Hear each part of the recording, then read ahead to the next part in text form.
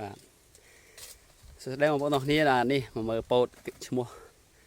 ការ៉េ6ណាការ៉េ6អញ្ចឹងការ៉េ6នេះគឺចេញស្នៀតច្រើនណាបងប្អូនអើយចេញច្រើនមែនទែនមកដើមចេញមកឡើងព្រាតបាទនេះអូយស្លឹកល្អមែនទែនស្លឹកធំ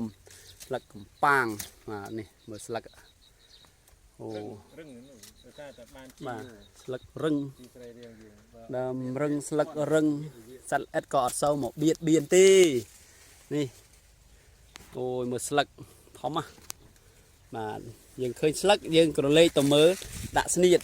នេះដាក់ស្នៀតណានេះម្ចាស់គាត់សប្បាយចិត្តទេបងប្អូនបាទសប្បាយចិត្តគ្រូអូយមើលស្លឹកពោតធំម្លេះមើលលាតតិចមើលជួយលាតស្លឹកពោតតិចមើលធំឲ្យរឹងទៀតវ៉ាវបងប្អូននេះស្លឹកពោតធំហើយមើលស្នៀតឈ្មោះថាការ៉េ6បាទពោតនេះការ៉េ6វ៉ាវមើលបាទមើលសក់ទន់ល្មើយសក់ពោតនេះអូបងប្អូនអើយសំចាប់សក់ពោតតិចអើយនេះធំទៅលេខទៅតាណាក៏សំខាន់នេះបងប្អូននេះវាមានរោមណាបាទរោមនេះគឺជារោមដែលការពារនៅសត្វល្អិតដែលមកយាយីនេះរោមឃើញរោមអស់ចាមែនទេមកនេះបាទនេះវ៉ាវអូសក់លយណាស់សក់ពោតនេះកាច់ស្នៀតហើយនេះអូស្នៀតពោតវ៉ាវវែងអូដល់ហើយនេះវ៉ាអស្ចារ្យមែនទេវ៉ាវបាទអូបងប្អូននេះមើលផ្កាវិញនេះផ្កាអស្ចារ្យហ្មងកុំខ្ញុំហ្មងបាទនេះពេលគេមកគេលឺសំឡេងចាគាត់ពេលគេមកគេលឺសំឡេងអូនអើយមើលណារឹសវារឹសធំល្អមែនទែនពោត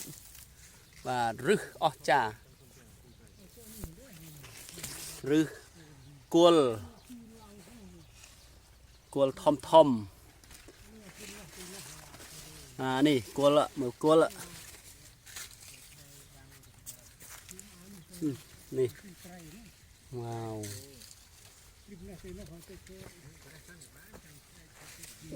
មើលរឹសឡើងដល់លើ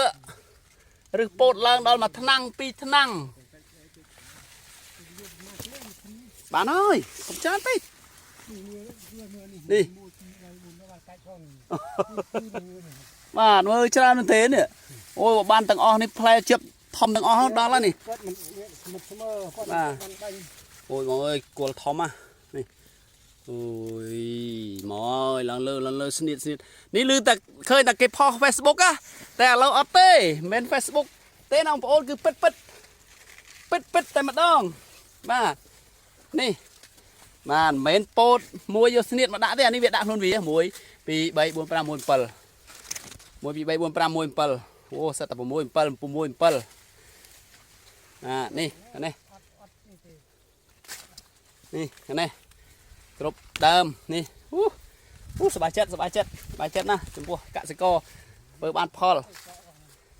បាទនេះមើលខាងនេះលស្មរលនេះមើលគល់វាអូយធំណាស់លោកអើយលោក